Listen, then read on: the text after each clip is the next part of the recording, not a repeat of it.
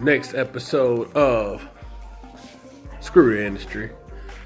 As y'all probably know by now, if you've been checking out the channel, y'all know me. My name is Ty Durden. The topic of the day is, are you a clone? A lot of people, when they hear that off top, they start thinking about some crazy government conspiracy, things like that. Or they might even think about maybe like the Gucci situation where there's supposedly the Gucci clone and this, that, and the third. That's not what we're talking about today.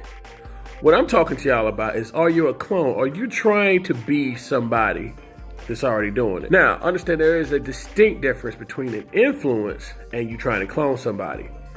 Everybody, and I mean everybody, who's done music has influences. That's why most of the time during these interviews you hear them say, who's your biggest influences? Because it always begins with an influence. There's always a derivative. There's somebody that you got your style, not necessarily from, but you fed off of their style. You might have learned some things about their style. You might have been inspired by their style. There's a big difference between that and trying to be a clone. Designer and Future. There's always that talk about Future and Designer. Is he biting Future? Blah, blah, blah, blah, blah. The reason I brought it up today is because a lot of people, especially if you want to call yourself independent, understand the difference. A lot of people say they want to be independent, but they still want to get signed. Or they want to be signed in an independent kind of deal. You know, a lot of people talk about Chance the Rapper. He's independent, but he's in the industry. Now, I don't know the ins and outs, so all you keyboard crusaders who are about to be like, well, no, it's really not like that. So just shut the fuck up. I'm not even saying all that. I don't know. I don't care. If you plan on being independent and doing this completely by yourself, you want to be the one who people notice. If you regurgitating everything that everyone else is doing right now, yeah, you'll get some recognition. But the whole point about it is that when you do that, people are expecting you to go straight into the industry. You go with the industry sound, that's what they expect. You sound like Uzi Vert, they're gonna expect you to be rapping with Uzi Vert.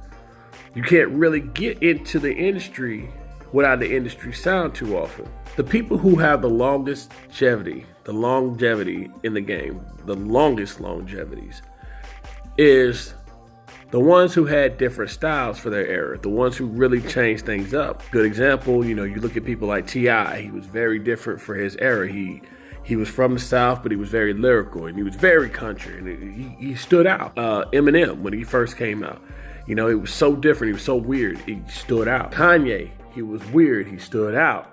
I can go on and on. The list goes on and on, but the people who really last are the people who do something different. Not even necessarily it's so different and original and unique, but it is something so different from what everyone else is doing. J. Cole, one of the highest record sales for his year. And he didn't sound like nobody out that time. He changed it up.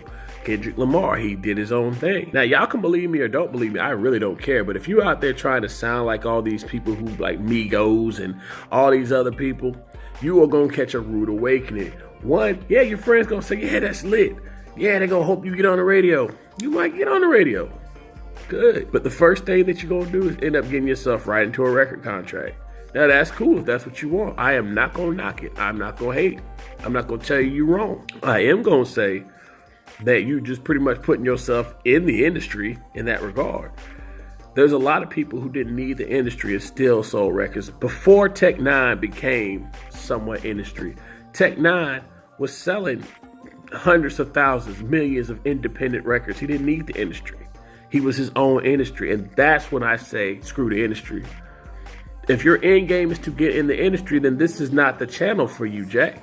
Just go ahead and let it ride, man. It's not for you.